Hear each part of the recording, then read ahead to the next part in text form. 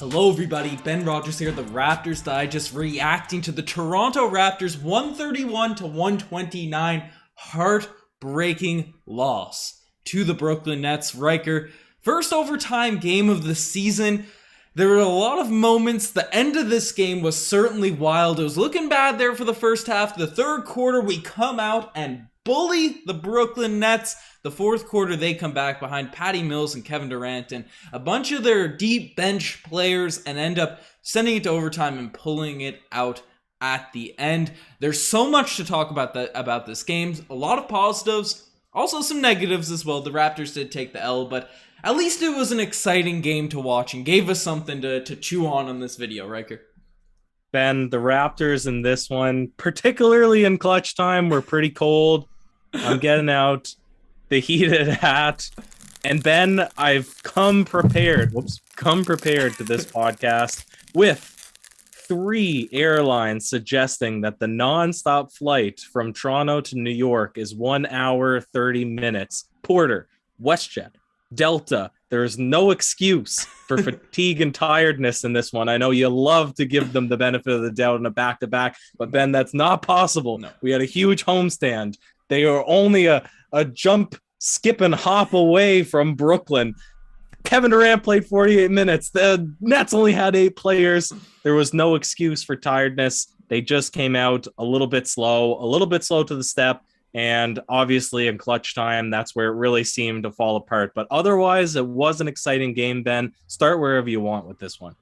Yeah, and we may as well, and to build off of your points there, Riker, about the fatigue and all that, you got no excuses when the Brooklyn Nets are running an 8-man rotation when a lot of those 8 men, what was it? David Duke only played 3 games this season. I think that's what I heard on the broadcast. So Edwards only played 12 minutes this season. So there's no excuses whatsoever for the Toronto Raptors. And the starters barely played last night because the bench was absolutely rolling. But the opposite was ensued tonight because the bench couldn't get a single thing going. But Riker, we'll dive into all of that as the podcast goes along, because I think we first got to talk about the bench in this one, or the Toronto Raptors end of this game, because obviously I saw it at the beginning. The chat's already firing off on Fred VanVleet and the decision making there at the end, and I do want to sound off a little bit because Fred did have a good game tonight. 31 points, 9 assists, 2 steals, playing great defense, 4 rebounds, 6 of 14 shooting. The percentages were fine, right?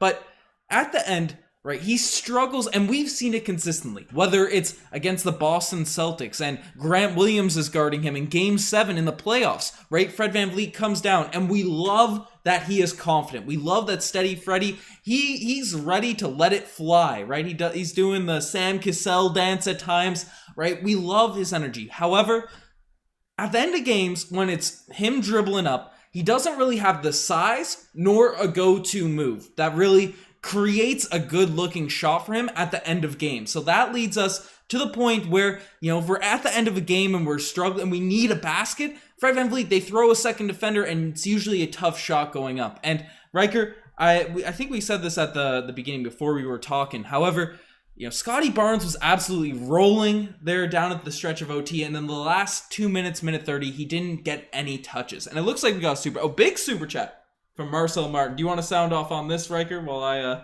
gotta pull up YouTube. Rant? Hold on a second. Okay, okay. I'll read it. I see it. You got I just pulled it up. I was only a couple tabs away here, Ben. It's time to bust out the kazoos. I haven't even read the rest, but I'm thinking, Marcel, pump the brakes. 4 Raptors players playing 40-plus minutes. Our team is missing key players. The Nets missing key players. The bench never gets minutes and never produces. It's time. Rev up the engine for the kazoos or for the tank. Can't agree with you. I typically do tend to agree with Mr. Marcel Martin, but in this particular instance, I don't. This was a tough game. The Nets were certainly shorthanded, and I can only assume that if James Harden was in the rotation, Bruce Brown was in the rotation, a couple of their main guy, LaMarcus Aldridge even, it would be an even tougher game to have watched us then, especially when the Raptors are really only missing Banton and OG significantly in this one, and it was glaringly obvious that the bench underperformed again. But Ben, you mentioned at the beginning there were some positives, and among them was Scottie Barnes. Among them was Pascal Siakam, who played pretty well throughout the entire game. And I've been like the number one criticizer of Pascal Siakam. So it wasn't the worst game. I'm not saying we should tank after this one in particular, but it's one you needed to win. Bring us to 500. Top team in the East, a little bit underpowered. It's tough. It's tough.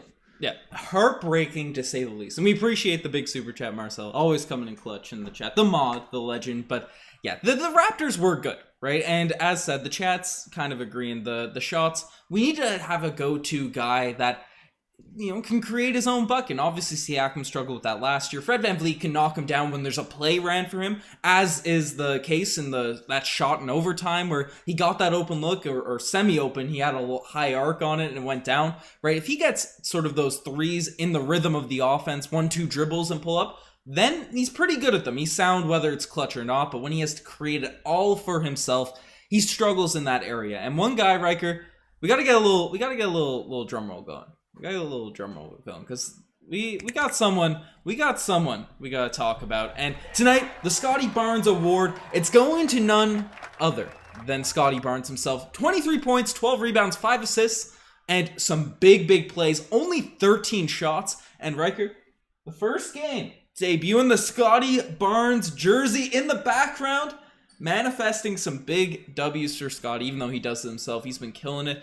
But he really, because the Nets went on an absolute roll in the fourth quarter, and it was Scottie Barnes that completely changed the tide. Brought us back with a clutch step back, finishing post fades over Kevin Durant. Right, look at pulling KD's own moves on Kevin down in the post, hitting hook shots, doing everything in there in the lane. Scottie Barnes is truly that guy. We say it on every podcast. We want him shooting more. It's his only real criticism. How are we feeling about Scottie Barnes in this game?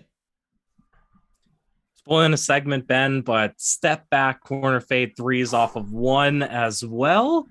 Come on. What is this guy milky. Not that shot adding? Is milky. I resent that it's me that's speaking when you decide to play that animation, Ben. You never play it when you're speaking. I'm always the one that's in frame talking while that segment is playing.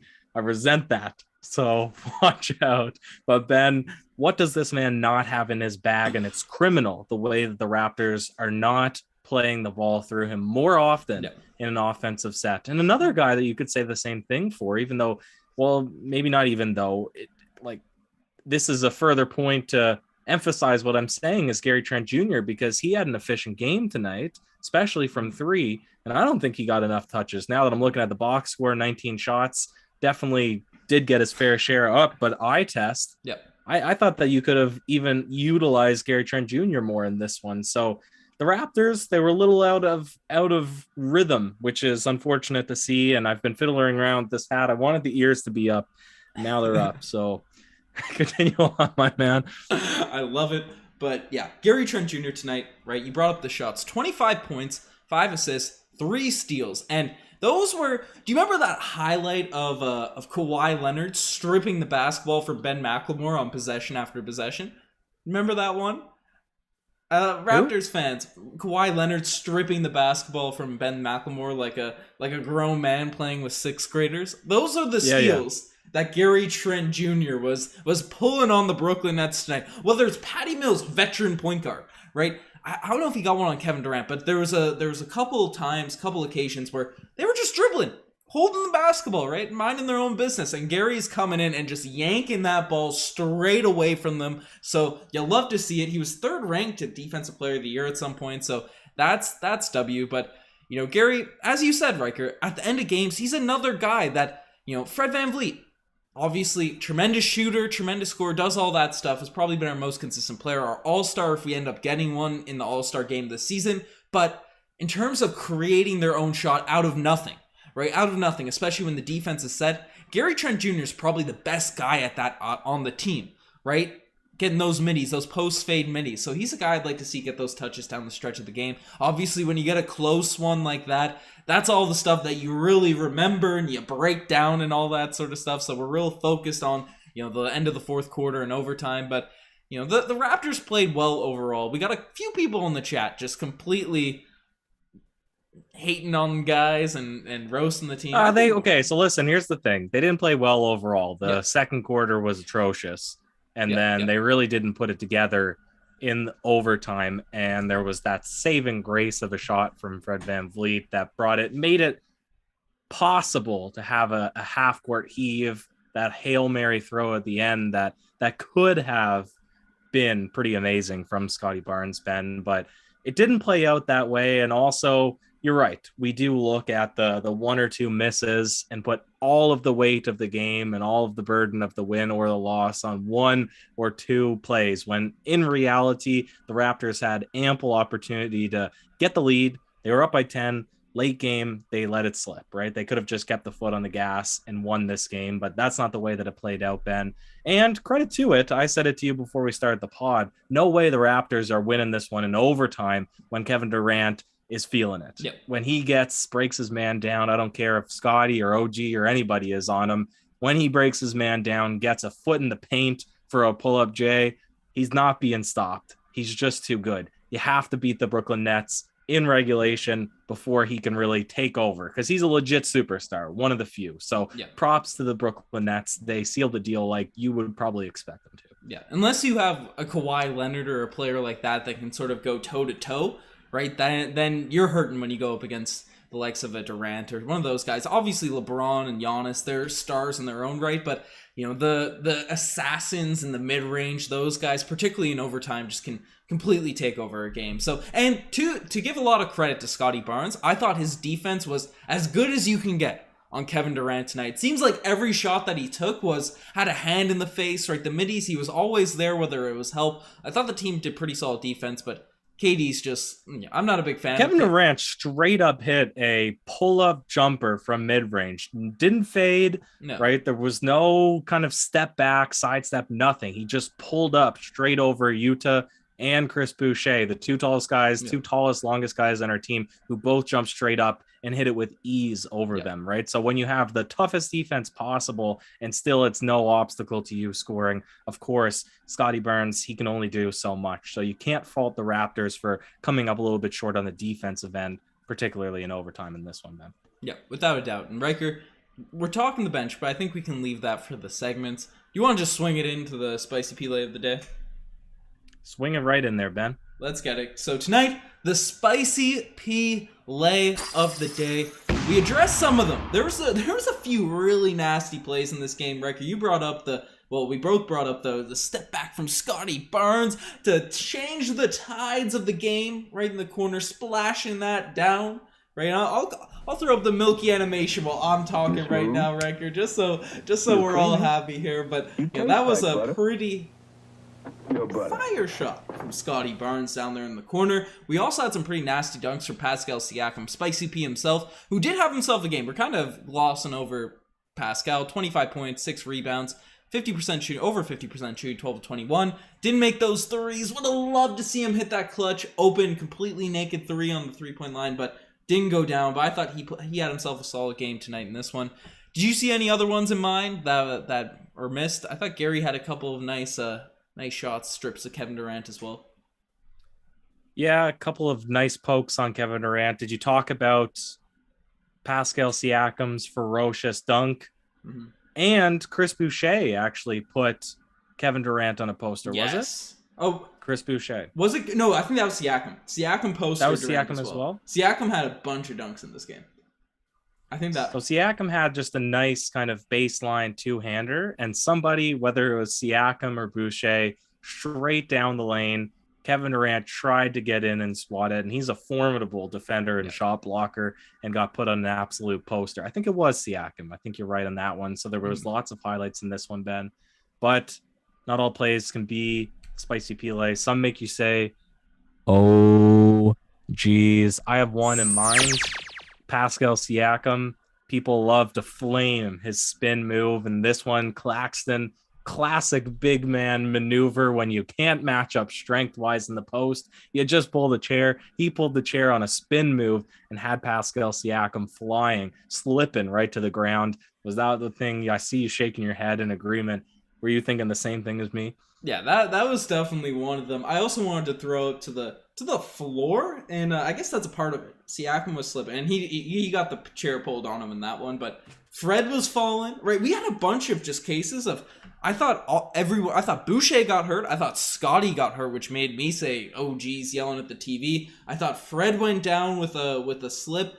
So I don't know what's happening in Brooklyn. To be fair, I also want to give credit. The Brooklyn Nets have traditionally had the worst, like not worst as in they do stupid stuff or crazy things in the crowd. The worst as in they're usually just super quiet, right? They're a real boring crowd usually. And I thought they were pretty good tonight. They brought the energy there in Brooklyn. So some coming a long way from 2014 when they were just, we'd roast them in those playoff series. But something in whether it be the crowd putting butter on the court or putting some milk down there on the court for the Raptors to slip on. Who really knows, Ryker? But there was a lot of OGs moments in this one. Also, Blake Griffin's just Call of Duty Black Ops dolphin dive from the other side of the court.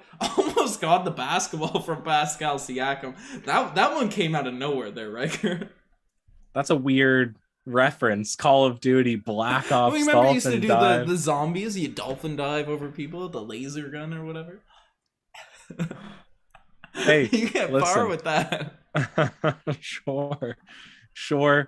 I don't know whether to give you the Paul Pierce Golden Kazoo for worst reference of the game or to give it to a performer of this one, Ben. I'm thinking the Paul Pierce Golden Kazoo for worst performance is the Raptors 3-point shooting.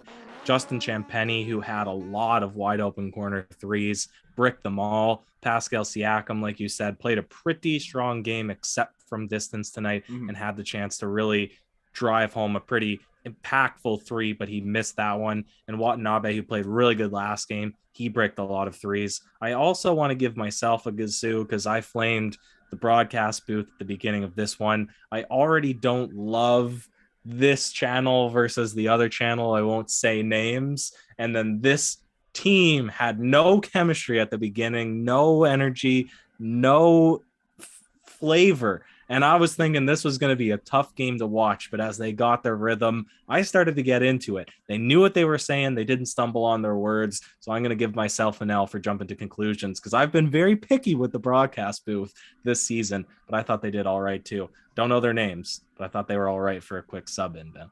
Yeah, it was tough to start. I definitely agree. They got better as the game went along, especially when the game got more exciting. They did a pretty good job with announcing closing the game. So credit to the names are flying, but over whoosh. I think one was either Aaron or Amy. I think the girl's name was either Aaron or Amy. I always see her doing the sideline stuff. Yeah, big girl, tall girl. She played. I believe. She probably would. You would think a lot of the female basketball announcers have some sort of background in basketball, right? Like Kia Nurse. So yeah. No, you see her on screen. She was standing next to that guy. Like, she does the post-game interviews, and she's like the same height as the bias. So I don't know. Pretty I thought they did a good job to close it. As you said, I was skeptical at the first, especially we got Leo and Paul Jones killing it on the last one. I was saying they did so well the last game. And then they come in, switch it up. It was tough, but because there was probably 30 seconds of silence in the first couple possessions of the first quarter. I was like, they don't have anything to say already, and the game has literally just started. This is going to be tough, but they found their comfort and they got into it. So kudos to them. They didn't fumble the bag or anything like that. Yeah, definitely a positive there. But Ryker, you gave the kazoos. You gave out a lot of kazoos. I want to throw it straight up to the bench tonight because I made a video. De'Aaron Fox quoted specifically the Raptors bench running schemes that are focused and well going. And that's a huge thing with the Toronto Raptors, right? They are always running systems. They're running the weird stuff. People criticize Nurse for running weird defensive schemes and trying different things out and it not always working. But tonight, obviously, we still run the same sets. We run the same schemes. But Nurse didn't go into his bag, try out different things when the bench was struggling. Didn't throw in a bonga in this game. So, maybe you could have tried it when the bench was just not out there, especially when you're small, Precious, Birch, all out, Boucher, right? Obviously, he's playing center for us right now, but as a smaller guy, I wouldn't mind seeing at least a bonga if things weren't working out. If he's your last guy on the bench, try something going. But we need our bench played phenomenal in last game. And you and I both said this. If our bench, we have consistent scorers that can do things, right?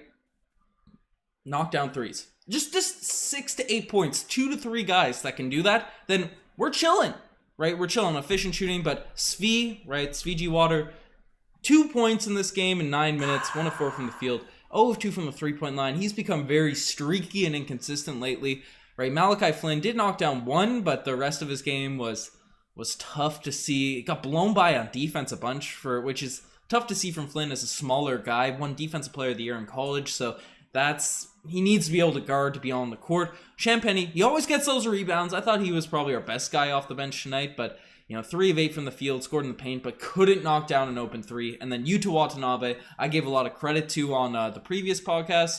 5 points, 4 rebounds, 3 assists. Not a bad box score game, but 1 of 6 from the field. We need people that can score off the bench, Riker. It's what's missing from our lineups right now. And when we're depleted, it might be asking too much, but we need that to win games, even against plus minus was awful. Our entire bench got outscored by a ton, probably on average by 12 points, which is a huge swing in this game. And a lot of that is that second quarter that dug us into a pretty deep hole. I've been kind of glancing. My eyes have been jumping back and forth with the comments. And Dave S., this one kind of jumped out, resonated with me. Hopefully soon, I don't know what the context is, he's replying to somebody, but says, I can't keep watching dribble handoffs to Fred back and forth while Scottie sits in the corner. Nobody's even looking in his direction. That is a very valid comment to bring up. And I could say the same thing for Gary Trent Jr. When people put their heads down and go to do 100 different dribble moves just to break down Blake Griffin and then get 2 men step up on help defense, and then you just kick the ball back out anyways when you've drained 10 seconds off the shot clock, and Gary Trent Jr. is waving his hands wide open on the opposite wing, begging for the ball because he's shooting 50% from 3 on the game. Frustrates me as well. I can see you. I'm looking at you on the screen waving your hands, and if I saw that in the game, I'd pass the darn ball, Ben. I'd throw it over in your direction. Hey, we got chemistry. We kill it when we run those scrims. We get that stuff going. We'd be throwing that ball around if the Raptors signed us. But Riker, I think Nick M is calling for us to get this final alarm. He wants to sound off in the chat. I'm sure a lot of people do. So let's sound off that final alarm.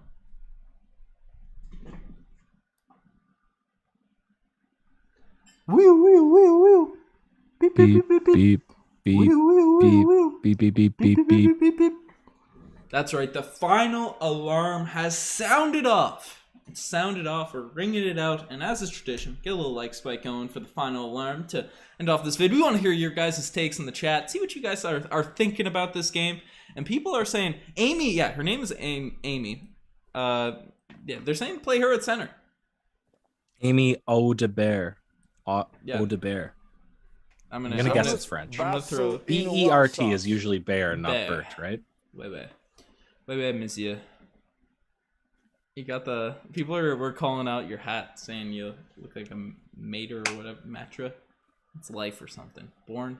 Just say pa. Listen, this is because this hat is symbolism for the Raptors shooting very cold in clutch time. Pascal Siakam, now Fred VanVleet, they have this crippling fear of stepping up to the occasion and scoring when it's needed most. And a lot of that, you made the assessment. I agreed with it. It's that you get the switch that you want. Blake Griffin's out at the 3-point line guarding Fred VanVleet. He does a dribble move, gets half a step around, but he's just too short, right, to recover and still challenge the ball. It's not very difficult when Blake Griffin has 10 inches on Fred VanVleet. Now, this was a guy, small forward size, and you break him down, you get half a step, you've pulled up, you got a little bit of hop in your jump shot. Even if you're only half a step around, defender's not going to recover, and that's the issue with giving it to Fred in clutch time. We both wanted to see Scottie Barnes. Ben, I'm looking at Bueno Kitty saying, drop into the leg section for Scottie Barnes, almost clinching Rookie of the Year with a half-court game winner, like Spike. And it wasn't clean, but he had a chance to bank it in. And I thought that line was there. Wasn't a terrible shot, Ben. Yeah. Oh my God. I thought that was going in. I thought it was poetic. right? It would have been just a moment that would have put everything together. I've been reading the history of Western philosophy, right? There's a bunch of poetry and stuff inside that, and I'm like, it's gonna happen. It's gonna happen out there on the court, but unfortunately couldn't go down for Scottie Barnes. Definitely, even though he won the Scottie Barnes Award, would have gotten it big time in this. But Raptors need to sign a dude who hit the game winner. I'm reading that too. We need, if the king of LA Fitness is watching, please hop in the chat and join the Toronto Raptors. He was hitting step back threes over me. Also, shout out to Josh. Mans is feeling under the weather. The live game reacts, they'll be back on Saturday, so they'll assuming he's feeling better. So prayers up to old Joshy, the goodie mob. But Fred needs to come off the bench and run Scottie at point. Fred's good in spurts. Think there's any way we could run Freddie off the bench? Nope. Yeah. Fred's our leader. Fred is the guy that's energy, and he's playing well, right? Obviously, he's playing well. Yeah. He's playing well. He doesn't have. People are challenging that's it. that he pulled up deep when we had a 3-point lead with 45 seconds left. Would you agree? Yeah. Bad decision right there. Yes. Then people were complaining that he bricked the final shot, right, when the play was drawn up for him. Bad shot or no? The final one, that was a bad shot. At the end of regulation? Yeah, his final shot. Yeah, that one. You think that was a bad shot? He came down. He was off balance. He had Duke on him, who is a good defender. I don't know. I want the ball in Scottie or Trent's hands, right? That's what I want to see. Yeah, but listen, here's the thing. They weren't open. There was no, you'd have to have drawn a play for Scottie or Gary Trent Jr., right? And For the Scottie. Raptors were sitting on a timeout too. Yeah, I don't know why they didn't call it. Nurse usually has some pretty good inbounds plays, but it's tough. We do have I a have a super lot of chat. confidence with that. We do have a super chat, Riker, from Paul Blunt, saying, "Hail, Comrade Riker. Are you a part of the Soviet army right now?" No, we don't say those things on this Toronto Raptors podcast. I'm part of the We the North. That gets extra chilly when the Toronto Raptors tend to miss their shots down the stretch. Comrade Riker. Comrade Riker, the referee apologist. Yeah. Ben, how'd you feel about the refs in this one? Any criticisms? I know that their Brooklyn fans couldn't have been too happy. I was surprised they gave the benefit of a replay to the Raptors. Yeah, that was tough. I was happy the Raptors got that call in return. I thought the first quarter, like the first 4 minutes of this game, there was just horrific calls calling Scottie, which I thought might have taken him out of his rhythm, but obviously Scottie bounced back. But I don't know. It's the refs didn't have an impact on this one, I don't think. It was, and if anything, it was minorly just because of that one call beneficial to the Raptors. And if they didn't call that foul on Scottie and we got the steal, because obviously we lost that jump, that could have been a momentum swinger, so that might just even out that other call there. But it's, if anything, it was being ice cold, not shutting down Claxton on the glass and all of their deep bench guys that stepped up big time in this game. And then that's it. It was a game. It happened. We're over it.